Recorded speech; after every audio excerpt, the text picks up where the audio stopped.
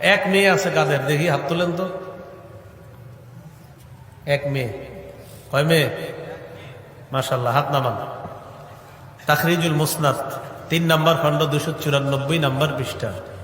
ক্বালা রাসূলুল্লাহ সাল্লাল্লাহু আলাইহি ওয়াসাল্লাম, নবীজি সাল্লাল্লাহু আলাইহি ওয়াসাল্লাম বলেন, মান বুলিদাত লাহু ইবনা, কারো যদি একটা কন্যা সন্তান হয়, ফালাম ইয়াইদহা, এই কন্যাকে যদি জীবন্ত কবর না দেয়, ওয়ালাম ইউহিনহা, অবজ্ঞা যদি না করে, ওয়ালাম ইউসির ওয়ালাদাহু আলাইহা, নিজের ছেলেকে কন্যার উপর যদি প্রাধান্য না দেয়, মানে ছেলেও আছে মেয়েও আছে, ছেলেটার বেশি আদর করে যদি এমন না হয়, ইয়ানি আয-যাকার, নবীজি বলেন অর্থাৎ ছেলেকে বেশি আদর ব্যাপারটা যেন এমন না হয়, আদখালাহুল্লাহু বিহাল জান্নাহ, এই এক কন্যার কারণে আল্লাহ ওই বাবাকে জান্নাতে প্রবেশ করাবেন।